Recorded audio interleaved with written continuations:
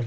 अब बात करते हैं central dogma of molecular biology. Central dogma का नाम जेनेटिक्स में आपने सुना होगा, या फिर अगर क्लास 12th है या फिर नीट वाले हैं तो ये सेंट्रल डोग्मा जो है ये अपन ने मोलिकुलर बेसिस ऑफ इनहेरिटेंस में इसका नाम सुना है। तो होता क्या है सेंट्रल डोग्मा, आप समझते हैं, ठीक है।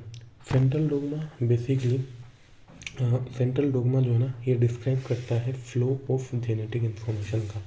मतलब जो जेनेटिक इन्फॉर्मेशन है ये किस तरीके से फ्लो होती है, कैसे डीएनए से प्रोटीन बनता है, कैसे डीएनए से आरएनए से प्रोटीन बनता है, पूरी जो प्रोसेस है इसको डिस्क्राइब करता है कौन, सेंट्रल डोग्मा। और प्रोटीन जो है फिर फाइनली प्रोटीन्स के थ्रू ही सारे जो है कैरेक्टर्स अपन को देखने को मिलते हैं।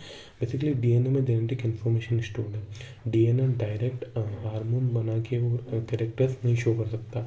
डीएनए आरएनए बनाता है, आरएनए प्रोटीन बनाता है, उसके बाद जाके जो है सारे कैरेक्टर्स अपन को देखने को मिलते हैं। तो वही बात है सेंट्रल डोग्मा में ये पूरी जो इन्फॉर्मेशन का फ्लो है, जेनेटिक इन्फॉर्मेशन का जो फ्लो है ये कैसे होता है वही सेंट्रल डोग्मा अपन को बताता है। तो सबसे पहली बात तो सेंट्रल डोग्मा को प्रपोज किया था फ्रांसिस क्रिक ने इन 1958 और ये डिस्क्राइब करता है फ्लो ऑफ जेनेटिक इन्फॉर्मेशन को। तो होता क्या है, बेसिकली डीएनए से आरएनए बनता है और आरएनए से प्रोटीन बनता है। यही चीज़ जो है अपन को सेंट्रल डोग्मा के अंदर पढ़नी है, बट इतना सिंपली नहीं। अपन डीएनए से डीएनए ये पूरी जो प्रोसेस है इसमें कौन कौन सी स्टेप्स होती है, कौन कौन से इसमें प्रोसेस इन्वॉल्व होती है, वो सारी चीज़ अपन देखेंगे, ठीक है। तो सबसे पहले होता है डीएनए से डीएनए ही प्रोड्यूस होना। सेंट्रल डोग्मा में तीन मेजर स्टेप्स, ठीक है, आती है, तीन मेजर प्रोसेसेस यहाँ पे आती है। तो उसके बारे में अपन बात करते हैं। पहला है डीएनए से डीएनए बनाना, इसको बोलते हैं रेप्लिकेशन। दूसरा डीएनए से एमआरएनए या फिर डीएनए से आरएनए बनाना, इसको बोलते हैं ट्रांसक्रिप्शन। और तीसरा है आरएनए से प्रोटीन बनाना, इसको बोलते हैं ट्रांसलेशन। तो तीनों चीज़ें पहले याद रख लो, इनके बारे में थोड़ा सा डिटेल में देखते हैं। डीएनए से डीएनए बनाना रेप्लिकेशन, डीएनए से आरएनए बनाना ट्रांसक्रिप्शन, और फिर आरएनए से प्रोटीन बनाना ट्रांसलेशन, ठीक है। तो इनके बारे में थोड़ा सा डिटेल में देखते हैं। तो यही है अपने पास सेंट्रल डोग्मा, ठीक है। Basically central dogma is flow of genetic information, ठीक है। बेसिस है मोलिकुलर बायोलॉजी का, डीएनए से आरएनए और आरएनए से प्रोटीन। बेसिकली डीएनए से डीएनए बनाना, ठीक है, डीएनए से डीएनए बनाने के प्रोसेस को बोलते हैं रेप्लिकेशन, डीएनए से एमआरएनए बनाने को बोलते हैं ट्रांसक्रिप्शन, और एमआरएनए से प्रोटीन बनाने को बोलते हैं ट्रांसलेशन, ठीक। अब बात करते हैं components of central dogma, DNA, RNA and protein, ठीक है। यही तीन चीज़ें होती है। डीएनए में जेनेटिक इन्फॉर्मेशन स्टोर्ड होती है, फिर वो एमआरएनए में, और एमआरएनए से फाइनली प्रोटीन बनता है, और उसके बाद जो है कैरेक्टर शो होते हैं।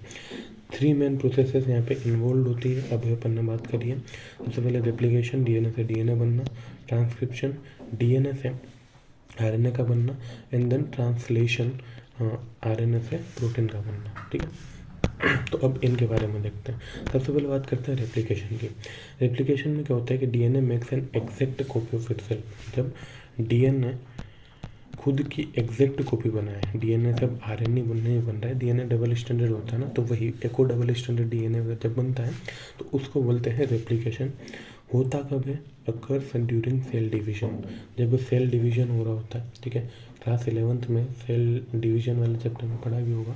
जब सेल डिवीजन हो रहा होता है तभी आपके पास डीएनए का फॉर्मेशन होता है, ठीक है। कौन से फेज में होता है, एस फेज, G1 फेज, ये सारी चीज़ें पढ़ी थी। तो एस फेज में जो है डीएनए का रेप्लिकेशन होता है। एंजाइम जो यहाँ पे यूज़ होता है डीएनए पॉलीमरेज, और ये सेमी कंजर्वेटिव प्रोसेस होती है। सेमी कंजर्वेटिव प्रोसेस मतलब क्या है, पिछले लेक्चर में अपन ने देखा था कि डीएनए का डबल हेलिकल स्ट्रक्चर होता है, मतलब 2 स्ट्रैंड होती है। यहाँ पे डबल हेलिकल नहीं, अपन अभी नहीं समझते हैं, वो पिछले वीडियो में समझ चुके हैं, ठीक है। तो ये एंटी पैरेलल होता है 5' to 3' और 3' to 5', ठीक है।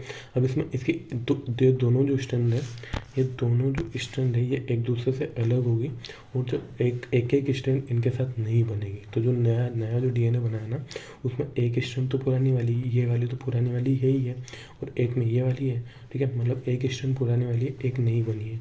तो जो पिछला पार्ट जो कंजर्व हुआ है ना, इसलिए बोलते हैं कि सेमी कंजर्वेटिव प्रोसेस है, ठीक है। तो रेप्लिकेशन समझ में आ गया। डीएनए खुद के एक एग्जैक्ट कॉपी बनाता है। सेल डिवीजन के टाइम पे ये होता है, सेल डिवीजन के एस फेज में, ठीक है। एस फेज में जो है ये देखने को मिलता है। एंजाइम यूज होता है डीएनए पॉलीमरेज, और सेमी कंजर्वेटिव प्रोसेस ये होती है, ठीक है। तो रेप्लिकेशन हो गया।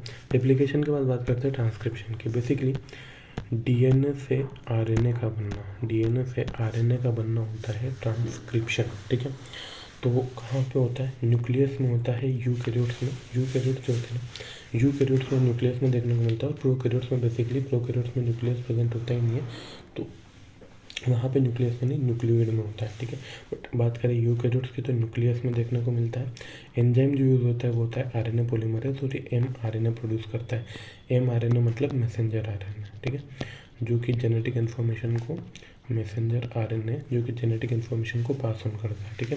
तो डीएनए से आरएनए बनना इस ट्रांसक्रिप्शन। न्यूक्लियस के अंदर होता है ट्रांसक्रिप्शन आपका यूकैरियोट्स में। एंजाइम यूज होता है आरएनए पॉलीमरेज, और mRNA यानी कि मैसेंजर आरएनए पे प्रोड्यूस करता है। ये ट्रांसक्रिप्शन समझ में आ गया। अब बात करते हैं ट्रांसलेशन के। ट्रांसलेशन क्या होता है? आरएनए से प्रोटीन का बनना, आरएनए से प्रोटीन का बनना होता है ट्रांसलेशन, ठीक है। अकर्स एट राइबोसोम, ठीक है, अकर्स एट राइबोसोम।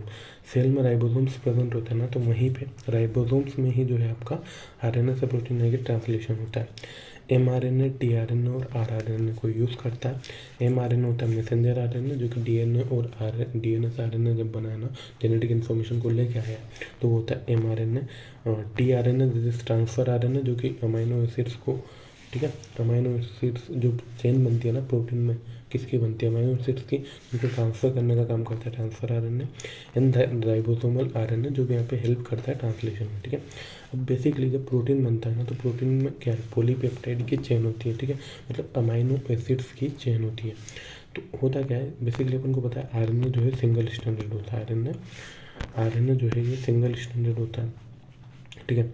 अब आरएनए सिंगल स्टैंडर्ड अगर है, तो इस पर क्या है कि कंटिन्यूसली ऐसे यहाँ पे नाइट्रोजन बेसिस प्रेजेंट होंगे, एडेनिन, यूरेसिल, ठीक है, और फिर साइटोसिन, गुआनिन। यहाँ पे थाइमिन नहीं होता है, थाइमिन के ऊपर यूरेसिल होता है, ठीक है। तो एडेनिन, यूरेसिल और गुआनिन, साइटोसिन ऐसे करके बेसेस प्रेजेंट होंगे, ठीक है। तो 3 बेस जो होते हैं ना, इनको बोलते हैं कोडोन, ठीक है। 3 बेस मिलके बनाते हैं एक कोडोन, और ये कोडोन जो है ना, ये कोड करता है किसी एक पर्टिकुलर अमाइनो एसिड के लिए। तो वही चीज़ अपन आगे भी पढ़ेंगे कि बेसिकली अमाइनो एसिड जो है पॉलीपेप्टाइड की चेन बनाते हैं, उसी को अपन प्रोटीन बोलते हैं। तो इसका डिटेल में भी अपन नहीं देख रहे हैं, वो बात आगे देखेंगे। बट अभी ध्यान रखना, आरएनए से प्रोटीन बनाने के प्रोसेस को ट्रांसलेशन बोलते हैं। राइबोसोम्स में ये होता है। mRNA, tRNA और rRNA को यूज़ करा जाता है, और अमाइनो एसिड जो है ये पॉलीपेप्टाइड की चेन बनाते हैं, ठीक। अब बात करते हैं जेनेटिक कोड की। तो अभी अपन ने देखा कि आरएनए में जो 3 नाइट्रोजनस बेस मिलके एक पर्टिकुलर अमाइनो एसिड्स के लिए कोड करते हैं, तो इन्हीं को बोलते हैं कोडोन्स। इन तीनों को मिला के एक कोडोन बोलते हैं, और ऐसे ही अगले 3 को एक कोडोन।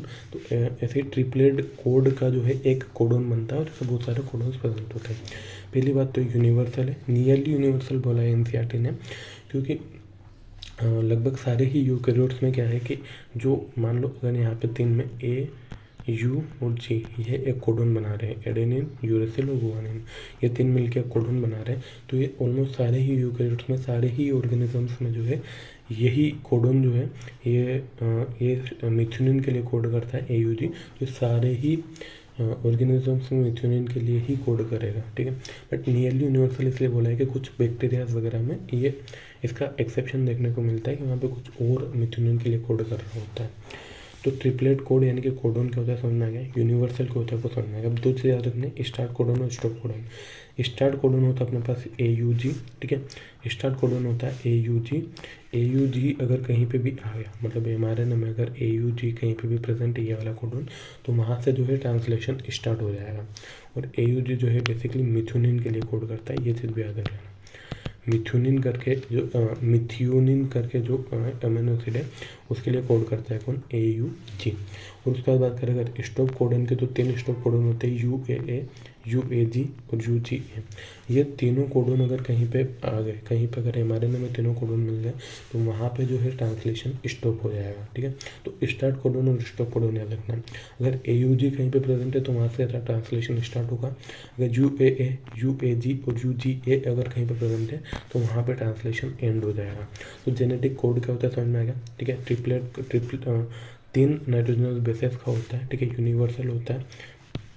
यूनिवर्सल होता है, स्टार्ट कोडन होता है AUG, मतलब AUG अगर कहीं पे प्रेजेंट है तो वहाँ से ट्रांसलेशन स्टार्ट होगा, और अगर UAA UAG UGA कहीं पे आ गया तो वहाँ पे ट्रांसलेशन एंड हो जाएगा। ठीक है, अब एक्सेप्शन, सेंट्रल डोग्मा का एक्सेप्शन की बात करते हैं। सेंट्रल डोग्मा ने क्या बोला कि DNA से RNA बनता है और RNA से प्रोटीन बनता है। ठीक है, और DNA से DNA बनने की प्रोसेस को रेप्लिकेशन बोलते हैं, DNA से RNA बनने की प्रोसेस को ट्रांसक्रिप्शन बोलते हैं, और RNA से प्रोटीन बनने की प्रोसेस को ट्रांसलेशन बोलते हैं।